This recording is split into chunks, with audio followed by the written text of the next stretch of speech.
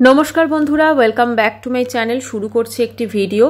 আজকের video title thumbnail দেখে বুঝতেই পেরেছো টিনুর কোন কোন বিষয় নিয়ে আমি কথা বলবো। তো একটা জিনিস খুব শোনা যাচ্ছে যে টিনু নাকি মিত্র ফ্যামিলিতে ফিরতে চলেছে বা টিনু মিত্র ফ্যামিলিতে ফিরতে পারে, এরকমই একটি ব্যাপার। প্রথম কথা বলি, টিনু এবং ফোনদীপের যে ডিভোর্স সংক্রান্ত যে মামলা সেটা চলছে, হ্যাঁ, এবং তাদের ডিভোর্স কবে এইটা নিয়েও কিন্তু একটা ধোঁয়াশার মোটামুটি সৃষ্টি হয়েছে। কিন্তু যেটা আমার ধারণা, ওদের কিন্তু এত তাড়াতাড়ি ডিভোর্স হবে না। তার কারণটা হচ্ছে, যদি সেটা এত তাড়াতাড়ি হতো তাহলে কিন্তু ফোনদীপ, আমরা কিছুদিন আগেই দেখেছি, এক দুদিন আগের বোধহয় ওর ভিডিওতে দেখা গেছে যে ও তার বাবা মাকে নিয়ে, মানে টিনু শ্বশুর শাশুড়িকে নিয়ে, এবং অবশ্যই ছেলেটাও ছিল, বাচ্চাটা, তো ওরা কোর্টে গেছিল, কোর্টে হাজিরা দেওয়ার জন্য। যদি এটা ডিভোর্সটা যদি ডিসেম্বরে মিটে যেত বা মিটে যায়, তাহলে তো এই কেসগুলো যেগুলো আছে এগুলো তো উইথড্র হয়ে যাবে আগে, তাই না? এগুলো আগে উইথড্র হবে, তারপরেই তো কেসটা মিটমাট হবে। কিন্তু সেক্ষেত্রে কিন্তু আমরা সেরকম কোনো কিছু দেখছি না। আর আমার যেটা ধারণা যে টিনু এত তাড়াতাড়ি কিন্তু কেসটাকে, মানে ও মুখে হয়তো বলেছে অনেকবারই যে মেটাতে চাই, কিন্তু সত্যি সত্যিও চায় না এটা মিটুক। কারণ যতদিন এই কেসগুলো চলবে, মানে ডিভোর্স কেসটা চলবে, তার সঙ্গে তো ওই কেসগুলো চলবে। আর 498 এ যে কেসটা করেছে, এই কেসটার কিন্তু মানে চার্জশিট দেওয়া হোক, তারপরেও কিন্তু প্রচুর প্রসিডিওর থাকে, এবং সেটা কিন্তু মোটামুটি 5-6 বছরের একটা ব্যাপার নর্মালি হয়ে থাকে। কারণ এটা যেহেতু এটা পুলিশ স্টেশন থেকে করা হয়, তো সেক্ষেত্রে কিন্তু প্রচুর এখানে দেরি হয়, কারণ তাদের কাছে তো অনেক আরও কাজ আছে। তো সবসময় যে তারা তদন্ত করতে পারছে বা এই কেসগুলো নিয়ে আলোচনা করছে সবসময় সেটা তো পসিবল হয় না। তো সেই জন্য কিন্তু এটা কিন্তু একটু টাইম বা একটু সময় সাপেক্ষ ব্যাপার হয়। তো সেই সব দিকে দেখতে গেলে কিন্তু ওই কেসটার নিষ্পত্তি কিন্তু এখনই হবে না। হ্যাঁ, এখন যদি এদের ডিভোর্স হয়ে যায়, ওই কেসটা কিনু যদি উইথড্র করে নেয়, তো সেক্ষেত্রে হয়তো হয়ে যাওয়ার চান্স আছে। কিন্তু ডিসেম্বরে সমস্ত ডিভোর্স পুরো একদম ফাইনাল হয়ে যাবে এরকম কিন্তু মনে হচ্ছে না। এটা গেল একটা দিক। সেকেন্ড হচ্ছে ওর মিত্রবাড়িতে থাকা নিয়ে কথা, যেটা উঠছে খুব। মিত্রবাড়িতে ও নাকি গিয়ে চাইলেই থাকতে পারে, সম্পত্তির ভাগ নিতে পারে, করতে পারে। হ্যাঁ, লিগালি কিন্তু দেখতে গেলে ওর সে রাইটটা আছে, ও করতেই পারে, ঠিক আছে। আর এখানে ও এবং ফোনদীপ দুজনেই কিন্তু মানে ব্লগ করতো একসাথে, তো সেই সব জিনিসগুলো তো ও চাইলে এভিডেন্স হিসেবে পেশও করতে পারে, সব কিছু আছে। তো এছাড়াও কিন্তু কোনো মানে স্ত্রী যদি ডিভোর্স কেসও চলে, তাহলেও কিন্তু সে তার স্বামীর বাড়িতে থাকতে পারে, এবং ডিভোর্সের পরও সে যদি চায়, সেই স্বামীর বাড়ির যেহেতু একটা ভাগ বাটোয়ারা হয়, বা তার হয়তো অন্য কোনো থাকার জায়গা প্রপার্টি থেকে দেওয়া হয়, তো সেক্ষেত্রেও কিন্তু করতে পারে। এখন ব্যাপারটা হচ্ছে, এটা হয়তো আইনে আছে, কিন্তু সবসময় যে আইনে থাকলেই সেগুলো বাস্তব ক্ষেত্রে প্রযোজ্য হয় সেটা কিন্তু কখনোই নয়। আপনারা যদি একটু মনে করেন, যখন টিনু মাল রিকভারি করতে গেছিল, মানে একদম তো ওখান থেকে বেরোনোর পর ওর ফার্স্ট যে একটা মুভমেন্ট ছিল সেটা হচ্ছে ওর মাল রিকভারি করতে যাওয়া, এবং সে মোটামুটি পুলিশ টুলিশ নিয়ে সেখানে গিয়ে একদম কাঁথা ফাতা খুঁজে আমরা সমস্ত কিছু দেখেছি। তারপর যখন গাড়িতে উঠেছিল ও, মানে একটা বোধহয় ওরা গাড়ি ভাড়া করেছিল না, ওদেরই গাড়ি ছিল একটা, ওর বাবা চালাতো, বলেছিল এটাই আমি আশা করি, এটাই আমার শেষ জীবনে বাদ করলে আসা, এরকম একটা কথাও বলেছিল। ফলে ও কিন্তু কোনোদিনও যে ফোনদীপদের ওখানে থাকতে যাবে সেটা কিন্তু ওকে দেখে মনে হয় না। আর ও থাকতে গেলেই যে ওরা থাকতে দেবে সেটাও কিন্তু মনে হয় না। হ্যাঁ, কারণ এদের সম্পর্কে এখন এতটাই তিক্ততা চলে এসেছে যে এরা হয়তো আলাদা আছে, এদের হয়তো কেস কাবারি সবই চলছে, কিন্তু তারপরেও এরা একসাথে থাকার কথা এরা কিন্তু কখনো ভাবতে পারে না। এবারে ওখানে থাকলে তো বাচ্চাটাও থাকছে, তো সেক্ষেত্রে অনেক ব্যাপার থাকবে। তো সেই জন্য কিন্তু ওরাও বা এও কিন্তু কখনোই চাইবে না যে মিত্রবাড়িতে গিয়ে থাকতে। আচ্ছা, টিনু এখন বর্তমানে কোথায়, যেটা আমাদের একটু ক্যালকুলেশন করি, যদি ধারণা যদি হয়, তাহলে কিন্তু অবশ্য করে যেটা মনে হচ্ছে ও কিন্তু ওর বাড়িতেই, বাপের বাড়ি হাসনাবাদেই কিন্তু ফেরত এসেছে। আচ্ছা, টিনুর মালপত্র কোথায়, টিনুর যে ফ্ল্যাটটা নিয়েছিল সেটার কি হলো? প্রথম কথা, টিনুর মালপত্র আমরা যেটা দেখেছিলাম, একটা ভিডিও আমাদেরকে দেখানো হয়েছিল যে মালপত্র ঘরে প্যাকিং হচ্ছে এবং সেগুলো ট্রাকে উঠছে, ঠিক আছে। তো এটা যেটা একটা হতে পারে কি, এটা একটা হয়তো আমাদের দেখানোর জন্য একটা শুটিং টাইপ করা হয়েছিল, এরকম হয়তো ওর পাড়ার কোনো ছেলে, মানে গ্রামের কোনো ছেলেরা হয়তো এই কাজটা করে, তো তাদেরকে দিয়েই জাস্ট করা হয়েছিল। বা এটাও হতে পারে মালপত্র হয়তো ওখান থেকে পরবর্তীকালে অন্য কোনো অ্যাড্রেসে গেছে, মানে হয়তো হাসনাবাদ বাদেই ও কোনো বা ওই মানে আশপাশে আর কি কোথাও আবার হয়তো নতুন একটা ফ্ল্যাট নিয়েছে, এটাও হতে পারে। কারণ ওর এখন যা পরিস্থিতি তাতে তো তাই মনে হচ্ছে। দিল্লির ফ্ল্যাটটা ওর ছিল না, ওটা দাদু ঠাম্মির ছিল। এটা আমি একদম সব থেকে প্রথমে এবং অনেক আগেই বলেছিলাম যে ওটাও দাদু ঠাম্মির ছিল। আর না, সেই জন্য কিন্তু দিল্লির ফ্ল্যাট নিয়ে ওর কাছে যদি দিল্লির ফ্ল্যাট থাকতো না, তাহলে এই যে বৃন্দাবন মথুরা ঘুরতে গেছে, এখন তো বৃন্দাবনের পর্ব চুকে এখন তো মথুরা আবার ঘুরবে। মানে বৃন্দাবনের তো মোটামুটি 4-5টা ব্লগ এসছে, আর মথুরার মনে হয় আরও এরকমই 5-6টা ব্লগ আসবে। তো সব কিছু মিলেমিশে ওর কিন্তু কন্টেন্ট রেডি থাকতো। ও কিন্তু সেক্ষেত্রে কখনো মানে এই ব্যাপারগুলো যে হ্যাঁ চলো আমাকে এই বেড়াতে যাচ্ছি সেইটাকে নিয়ে কন্টেন্ট বানাতে হবে, সেটা কিন্তু কোনোদিনই ও করতো না। কাজেই ওর কাছে কিন্তু এখন যেটা মনে হচ্ছে দিল্লির ফ্ল্যাট কিন্তু নেই, এবং দিল্লির ফ্ল্যাট যেহেতু ওর কাছে নেই সেহেতু কিন্তু ও একটা হয়তো অন্য কোনো আস্তানা ভাড়া নিয়েছে, বা ও হয়তো আবার বাপের বাড়িতেই ফিরে এসেছে, কারণ ওইটা ছাড়া ওর কিন্তু আর কোনো বাড়ি নেই। আচ্ছা, এবারে মানে থাকার জায়গা নেই। হ্যাঁ, বাড়ি হয়তো আছে কিন্তু থাকার জায়গা নেই। বাড়ি আছে এই অর্থে বললাম, আইনতভাবে এখনও কিন্তু ওর প্রথম স্বামী ফন্দীপের বাড়িটা কিন্তু ওর এখনও আইনতভাবে ওখানে কিন্তু রাইট আছে। আচ্ছা, এবারে আরেকটা কথা, সেটা হচ্ছে ও এখন ভীষণ হিসেবি হয়ে গেছে আমরা দেখছি। মানে মুখে চোখে কোনো রকম খুশি নেই। তারপরে বিভিন্ন জিনিসপত্র ভীষণ বার্গেনিং করে কিনছে। তারপরে আগের দিন দেখলাম যে 50 টাকার ওই তিলক যেটা ওরা পড়ায় সেটা পড়তেও প্রচুর হিসেব হচ্ছে। তো কেন হঠাৎ করে এত হিসেবি? ওর কি তাহলে ব্যাঙ্ক অ্যাকাউন্ট খালি হয়ে গেল?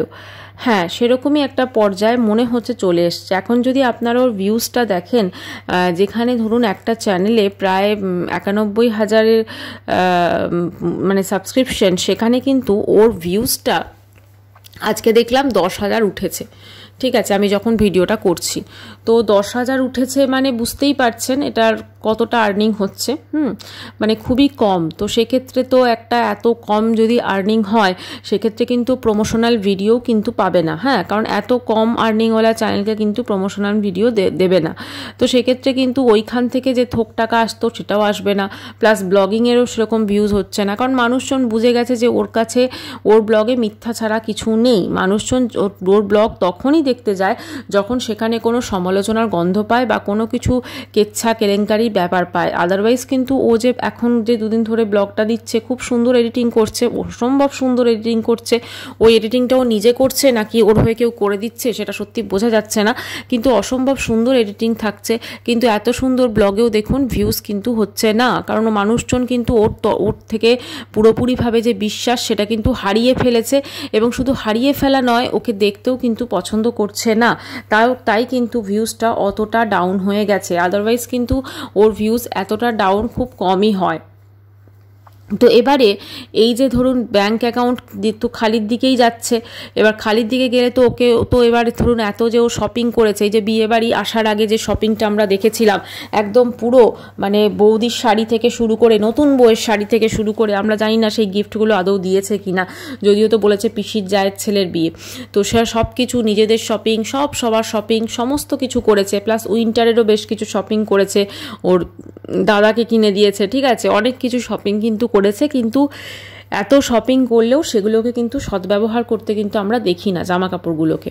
তো এটা তো পুরো একটা খরচের প্রচুর নেশা। প্লাস ও যে এখন যদি হাসনাবাদে ফিরত গিয়ে থাকে, সেখানে কিন্তু ওকে পুরো ঘরের খরচটা কিন্তু পুরো উঠাতে হবে। কারণটা হচ্ছে ওর বাবা তো ঘরটা পুরো ছেড়ে চলে গেছে, তো সেক্ষেত্রে তার যে সংসার খরচ সেটা কিন্তু ওর বাবা দিচ্ছে না। তো তাই জন্য কিন্তু অমাবস্যা কিন্তু মেয়েকে এখন একদম পুরো আষ্টে পিষ্টে ধরে রেখেছেন, কারণ মেয়ে যদি হাতছাড়া হয়ে যায় ওনার সংসারটা কিন্তু সত্যি আর চলবে না। কারণ ওনার যা ছেলে মানে সোনা যাকে করে, সে হয়তো টোটো চালায় ঠিকই, কিন্তু তার কিন্তু আর্নিংটা সেরকম নয় যে সে একটা সংসার চালাতে পারে বা একটা সংসার রান করতে পারে তার আর্নিংয়ে। তো সেই জন্য কিন্তু মেয়েকে এখন এইভাবে ধরে রাখতেই হবে। আর মেয়েরও সত্যি কথা ওই সংসার ছাড়া বা ওই বাপের বাড়ি ছাড়া আর কিন্তু ওর যাওয়ার কোনো জায়গা নেই যেখানে ও পার্মানেন্টলি কিন্তু থাকতে পারে। কারণ ওকে দিল্লিতে থাকতে হলে সোজা কথা কাকুদের বাড়ি কাজ করতে হবে, এবং কায়িক পরিশ্রম প্রচণ্ড হচ্ছিল, যার জন্য কিন্তু ও যেহেতু অতটা খাটতে পারে না, সেই জন্য কিন্তু ওই চাকরিটাও ছেড়ে দিয়েছে। এবং ছেড়ে দেওয়ার জন্য ও ভেবেছে আমার তো ব্লগিং আছে, আমার তো প্রমোশনাল ভিডিও আছে, আমি কেন কারো বাড়িতে কাজ করব, বা আমি কেন কারুর জামা কাপড় কাচবো, ঘর ঝাড় দেবো, কেন আমি এগুলো করব? কারণ আমরা এটাও দেখেছি যে ও শরীর খারাপ থাকা অবস্থাতেই কিন্তু ও জামা কাপড় কেচেছে, ছাদে শুকোতে দিতে গেছে, একবারে পারেনি, 2-3 বার করে গেছে। সকালে উঠে ঠাম্মিকে ব্রেকফাস্ট করে দিয়েছে, মানে ওই যেখানে ছিল মানে কোর্টে যেত ঠাম্মি, ঠিক আছে, যার ঘড়িটা দেখিয়েছিল, ঠিক আছে, দেখেছো এটা কোর্টের ঘড়ি, তো এরকম কিন্তু আমরা দেখেছিলাম। তো সেক্ষেত্রে কিন্তু কোথাও না কোথাও বোঝাই গেছিল যে ওই বাড়িতেও কাজ করে। তো যেহেতু ওই বাড়িতেও কাজ করে, সেহেতু ও দেখেছে বাবা এ তো কাজ করা তো আমার ধাতে হবে না, কারণ আমি তো এত খাটতে পারি না, তো আমাকে তো সবাই কাজ করে দেবে আর আমি সবাইকে দিয়ে কাজ করাবো, এটাই তো আমার ব্যাপার, আমি খালি টাকা পয়সা ফেলবো, তো যেটা ওর বাপের বাড়িতেও করাতে পারে। তো সেই জন্য কিন্তু ওর কাছে মনে হচ্ছে বাপের বাড়িটাই কিন্তু আমার নিশ্চিন্ত একটা আস্তানা। আর মানুষজন তো এত দিল্লি করছে, চলো একটুখানি চোখে ধুলো দিয়ে একটু পিসির জায়ের ছেলের বিয়েতে ঘুরে আসি এবং একটু দাদা বৌদির ঘাড়ে কদিন বসে থাকি, তাহলে বেশ আমি ভালো থাকতে পারবো, মানে আমার দিকটা পুষ্টি হয়ে যাবে, আমার ব্লগিংয়ের একটা কন্টেন্ট হবে, এটা অনেক কিছু ভেবেছিল। এবং এটাও ভেবেছিল যে আমি যখন বৃন্দাবনে যাব আমি এত সুন্দর করে ব্লগের এডিটিং করব, তো আমার ব্লগে কিন্তু ভালোই ভিউজ হবে। কিন্তু এখন বাস্তব ক্ষেত্রে দেখা যাচ্ছে যে বৃন্দাবনের ব্লগগুলোতে সত্যি কথা যেরকম ভিউজ হওয়ার কথা ছিল সেরকম কিন্তু ভিউজ হচ্ছে না, কারণ মানুষজন বুঝে গেছে যে ও একটা চরম মিথ্যাবাদী, সেই জন্য কিন্তু মানে অতটা আর মানুষজনকে কিন্তু বিশ্বাস করাতে পারছে না ওর মিথ্যাগুলো।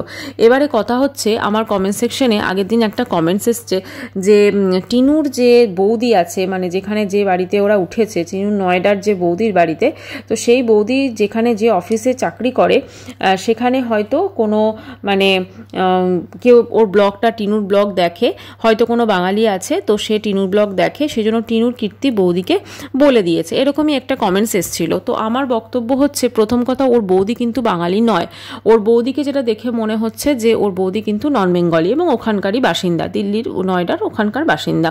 তো সেক্ষেত্রে ওনার যে অফিস কলিগ সে তো ডেফিনেটলি হ্যাঁ বাঙালি হতেও পারে, কিন্তু সব বাঙালি যে টিনুর ব্লগ দেখবে সেটা কিন্তু নয়, কারণ টিনু কিন্তু আমরা টিনুকে চিনি, আমরা দেখছি, মানে এমন নয় যে বিশাল পপুলার একজন ব্লগার, কারণ এখন সত্যি কথা বলতে কি ওর সমকক্ষ প্রচুর ব্লগার আছে, তাদের মানুষজন দেখে, বা সবাই ধরুন যাদের কাছে এত টাইম যদি না থাকে, কারণ আমরা সকলে বুঝতে পারছি যে দিল্লির নয়ডা বা ওই ধরনের জায়গায় একটা মানে ধরুন হাউসওয়াইফ তো কেউ নেই, সবাই চাকরি করছে, যেহেতু ওখানে এতটা এক্সপেন্সিভ সব জিনিস, তো সেখানে কিন্তু স্বামী স্ত্রী দুজনকেই মোটামুটি জব করতে হয়, না হলে কিন্তু একটা সংসার চলবে না ঠিকঠাকভাবে, সচ্ছলভাবে যে চলার ব্যাপারটা সেটা কিন্তু হবে না।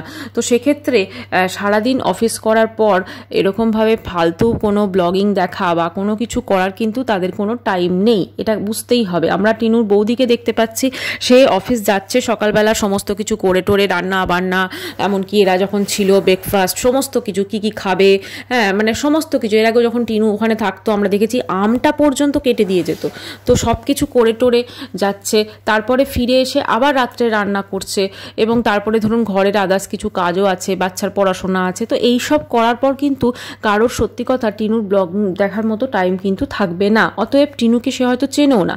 হ্যাঁ বৌদি কোনোভাবে কোনো আত্মীয় মারফত হয়তো, যেহেতু অবভিয়াসলি শ্বশুরবাড়ির আত্মীয় স্বজনদের সঙ্গে তো ডেফিনেটলি কথাবার্তা হয়, বা দাদাও হয়তো আসল জিনিসটা কিন্তু ধীরে ধীরে বুঝতে পেরেছে যে হ্যাঁ কোথায় গলতটা, কারণ টিনু ওখানে আছে, টিনু ওখানে ব্লগিং করছে, খুব স্বাভাবিকভাবেই ওর চ্যানেলটা সবাই কিন্তু দেখতে চাইবে, তো সেখানে ওর চ্যানেলটা যখন সার্চ করা হচ্ছে, বা ধরুন যখন ওর নাম দিয়ে সার্চ করা হবে, তখন তো টিনুর এই যে কন্ট্রোভার্সি যে ভিডিওগুলো সেগুলোও তো সঙ্গে সঙ্গে আসবে, তাই না, মানে ও কি কি কর্মকাণ্ড করেছে দাদা করেছে, তখন দেখা যাচ্ছে যে বাবা এর তো ভীষণ কুকীর্তি আছে, তাহলে এর এত কুকীর্তি এবং এত কুকীর্তি নিয়ে ও আমাদের ঘাড়ে রীতিমতো বসে আছে, তো সেটা তো অবশ্যই বৌদির একটা খারাপ লাগার ব্যাপার। এবং সেই জন্য দেখবেন এখন কিন্তু ওই বৌদি মানে বেড়াতে যাওয়ার প্রথম তো দুদিন আমরা ভিডিওতে দেখেছিলাম যে হ্যাঁ মানে আমরা দুদিন দেখেছি, কিন্তু অ্যাকচুয়ালি তো ওটা একদিনের ব্লগ, প্রথমে আমরা কিছুক্ষণ দেখেছিলাম যে আমরা বৌদি, তারপর বৌদির ওই যে দাদার মেয়ে, তারা কিন্তু একটু পাত্তা দিচ্ছিল টিনুকে, প্লাস তারপরে কিন্তু পরবর্তীকালে দেখেছি এখন টিনুকে তারা পাত্তাই দিচ্ছে না, টিনু যেন একটা আনওয়ান্টেড গেস্ট হয়ে গেছে তাদের কাছে, মানে টিনু না এলেও যেন কোনো ক্ষতি হবে না। যখন ওই ওখানে ভান্ডারাতে লাইন দিয়ে ওর মা পুরি সবজি নিচ্ছিল, তখন কিন্তু টিনুর বৌদি টিনুর পাশেই দাঁড়িয়েছিল, কিন্তু টিনুকে সেভাবে পাত্তা দিচ্ছিল না। প্লাস যখন টিনু ব্লগটা শেষ করলো সেখানে, এখন তো ব্লগটা সেভাবে শেষ করে না, জাস্ট একটা কাটিং করে দেয়, তো সেখানে দেখলাম যে টিনুর বৌদি এবং টিনুর ওই হচ্ছে আপনার দাদার মানে বৌদির দাদার মেয়ে, তো তারা কিন্তু মানে বসে আছে সামনে, টিনু শ্যুট করছে, যেটা কিন্তু খুব তারা অপছন্দ করছে, মানে আবার কিন্তু বৌদির মুখ কিন্তু হাঁড়ি হয়ে গেছে, ঝুড়ি হয়ে গেছে। তো এর পেছনে তো ডেফিনেটলি কোনো রিজন আছে, তাই না? এবং যেটা খুব স্বাভাবিক একটা রিজন। তো এই জন্য দাদা বৌদির সম্পর্কে মানে এই টিনুর সাথে কিন্তু সম্পর্কের অবনতি। প্লাস আর একটা সব থেকে বড় জিনিস দেখুন, এরা একটা ঘরে ওরা যে গেছে দুটো রুম নিয়েছে, কারণ এরা বোঝাই যাচ্ছে একটা মধ্যবিত্ত ফ্যামিলি, তো সেক্ষেত্রে দুটো রুম নিয়েছে অতগুলো মানুষের জন্য। তো সেখানে একটা রুমে কিন্তু দাদা আছে এবং টিনুর মা আছে, দাদার মেয়ে আছে এবং টিনু আছে। আর আরেকটা রুমে কিন্তু টিনুর বৌদি, তারপর দাদার মেয়ে, টিনুর বৌদি, দাদার মেয়ে, তারপরে তার মা বাবা মিলে থাকছে। বোঝাই যাচ্ছে টিনুর সঙ্গে কিন্তু এরা একটু দূরত্ব শুরুর থেকেই বজায় রাখছে, এবং যেহেতু এরা দূরত্ব শুরুর থেকে বজায় রাখছে, সেজন্য এখন কিন্তু বলা যেতে পারে একদম সেটা তলানিতে ঠেকেছে। মানে এখন এরাও চাইছে যে এখান থেকে চলে যাবার পর টিনু এবং টিনুর মা যেন ওখান থেকে বিদায় হয়। কারণ দেখুন, ওইটুকু একটা ঘরের মধ্যে যেখানে ওদের লাইফস্টাইলটা এতটা হেট্রিক, ওরা সারাদিন সকাল থেকে বেরিয়ে যায়, কিভাবে ওরা দিন যাপন করছে, কতটা ব্যস্ততার মধ্যে কাটছে, সেখানে এই মা মেয়ে দুজনে বসে আছে 9টা ব্যাগ নিয়ে। আমি জানি না 9টা ব্যাগে ওরা কি নিয়ে গেছিলো, ঠিক আছে? আমরা সেরকমভাবে তো সেরকম শীতের জামা কাপড় ইউজ করতেও দেখলাম না। তো ওখানে বসে থাকবে আর ওদেরকে চর্বচস্য রান্না করে খাওয়াবে, এটা কিন্তু কেউ একদিন দুদিন করবে, কিন্তু 3-4 দিনের সময় তার কিন্তু খুব স্বাভাবিক খারাপ লাগবে। তো সেক্ষেত্রে কিন্তু খারাপ লাগছে, কারণ ওরা কিন্তু এই যে বৌদির বাপের বাড়ির লোক, তারাও কিন্তু নিচে থাকে আর ওরা তো ওপরে থাকে, বৌদি দাদা ওরা, তো ওরা তো একটা ফ্যামিলির মতো। মানে ওই ফ্যামিলিতে টিনুর মা ঢুকেছে, মানে ওদের পিছু নিয়েছে বৃন্দাবন ভ্রমণের জন্য, খুব স্বাভাবিক ব্যাপার। ওরা যতই ওদের সঙ্গে সখ্যতা দেখাতে চাক বা খুব আপনাপান দেখাতে চাক, কিন্তু আদতে কিন্তু সেটা পসিবল নয়। টিনুর যে আসল চেহারা সেটা কিন্তু ওর বৌদির কাছে এবার কিন্তু সত্যি কথা খুলে গেছে। বৌদি কিন্তু ভালোভাবে বুঝতে পারছে যে এই মেয়ে খুব একটা মানে সিধা নয়, ঠিক আছে? কারণ প্রথম কথা হচ্ছে দেখুন, ওর মধ্যে সেই কর্মঠ ব্যাপারটা নেই। প্লাস ওর যে বিয়ে হয়েছিল, মানে টিনুর যে বিয়ে হয়েছিল, সেটা তো দাদা জানে, বৌদিও জানে। হয়তো ওদেরকে বলেছে যে হ্যাঁ, ও শ্বশুরবাড়ির লোক টর্চার করতো, বা ওর সন্তানকে কেড়ে রেখে দিয়েছে, বা ওদেরকে এই সংক্রান্ত ব্যাপার বলেছে। কিন্তু ওর ওই বলাগুলোর সঙ্গে, মানে একটা টর্চার যে মহিলার প্রতি হবে, কারণ 498 লাগিয়েছে, তো তাই বলছি, তো তার সঙ্গে তার হাবভাব তো টিনুর মতো হবে না, তাই না? তো সেক্ষেত্রে তারা টিনুকে সেই জিনিসগুলো শোনার সঙ্গে মেলাতে পারছে না। তো সব মিলেমিশে কোথাও না কোথাও এবার টিনুর যে আসল চেহারা, সেটা কিন্তু তার দাদা বৌদির সামনে চলে এসেছে। এবং যেহেতু তার দাদা বৌদির সামনে চলে এসেছে, স্পেশালি বৌদির সামনে, বৌদি কিন্তু এবার ধীরে ধীরে ওর থেকে একটু দূরত্ব বজায় রাখছে, কারণ বৌদি চাইছে যত তাড়াতাড়ি সম্ভব টিনুরা এখান থেকে বিদে হোক। বিদে হলে কিন্তু তাহলে ওরা একটু রিল্যাক্স পাবে, একটু বাচ্চাটাকে ঠিকঠাক পড়াশোনা করাতে পারবে। কারণ এরা থাকাকালীন তো বাচ্চাটা সেভাবে পড়াশোনা হচ্ছে না, মানে সারাদিন এদের কাছে বাচ্চাটা হয়তো থাকছে স্কুল থেকে আসার পর, তো সেখান থেকে সে মোবাইলের একটা নেশা হয়ে যাচ্ছে। আমরা প্রত্যেকেই দেখেছি, আগের দিন মোবাইল সরিয়ে নেওয়ার নামে কি একটা বললো। তো সব কিছু মিলেমিশে কিন্তু একটা অন্যরকম পরিস্থিতি কিন্তু টিনুর সৃষ্টি হয়েছে। এবং টিনুর মা এবং টিনুর মধ্যে যে একটা টেনশনের ছাপ, তো সেটা কিন্তু এটাই দাবি করে যে ওরা কিন্তু খুব একটা ভালো নেই মনের দিক থেকে।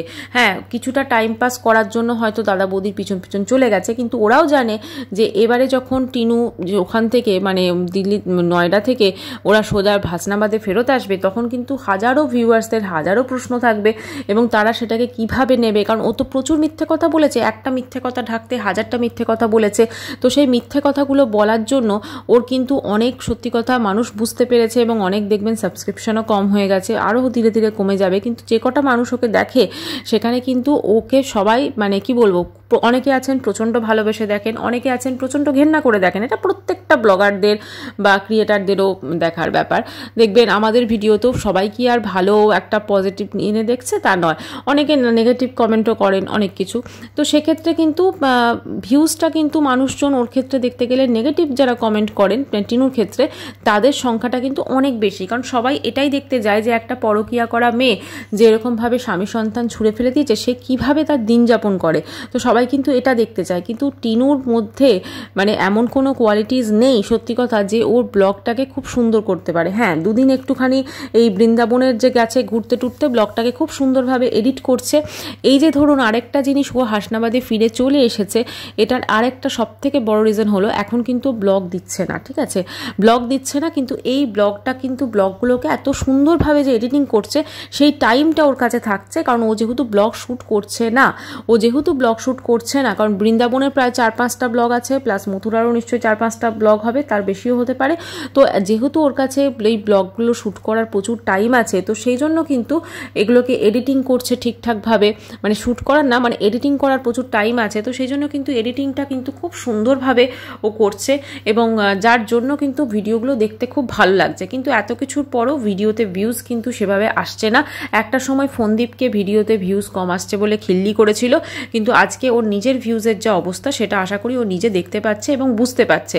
সত্যি কথা বলতে কি, টিনুর আজকের এই পরিণতি দেখে খুব খারাপ লাগে, কারণ ও যখন, অনেকেই বলবেন হয়তো টিনু কবে সুন্দরী ছিল, কিন্তু আপনারা যদি ওর ফোনদীপের চ্যানেলে গিয়ে, মানে ওর হাজব্যান্ডের চ্যানেলে গিয়ে যদি আপনারা পুরনো ভিডিওগুলো দেখেন, ও সত্যি দেখতে খুব সুন্দর ছিল, চেহারাটা যখন রোগা ছিল, খুব মিষ্টি একটা মেয়ে, প্রাণোচ্ছল একটা মেয়ে। তো সেই মেয়েটার আজকে এই পরিণতি, এটা কোথাও না কোথাও মেনে নিতে খুব কষ্ট হয়, এবং সেটা এত তাড়াতাড়ি, মানে 2 বছরের মধ্যেও জীবনটা কিন্তু একটা অন্যরকম জীবন হয়ে গেল, একটা হনুমানকে, একটা ফকলুকে বিশ্বাস করার জন্য ওর জীবনটা। এবং শুধুমাত্র এক্ষেত্রে ফকলুর দোষ তো নয়, এখানে টিনুর অনেকখানি দোষ আছে, এবং আমি তো বলবো টিনুর অনেক বেশি দোষী। এরকম ধরনের ফকলুর মতো হাজারটা ছেলে ঘুরে বেড়াচ্ছে, ঠিক আছে, এরকম সবাই চায় গৃহবধূকে ফাঁসিয়ে কিছু করতে, কিন্তু কটা গৃহবধূ সেই ডাকে সাড়া দিচ্ছে, এটাও কিন্তু ভাবতে হবে। কাজেই আজকে ওর যা পরিণতি, তার জন্য কিন্তু অবশ্য করেই ফকলু তো দায়ী আছে অবশ্যই, কিন্তু টিনুও কিন্তু কম দায়ী নয়। যাই হোক বন্ধুরা, ভিডিওটি এখানে শেষ করছি। চ্যানেলটি ভালো লাগলে অবশ্যই করে সাবস্ক্রাইব করানো হলো। বাই।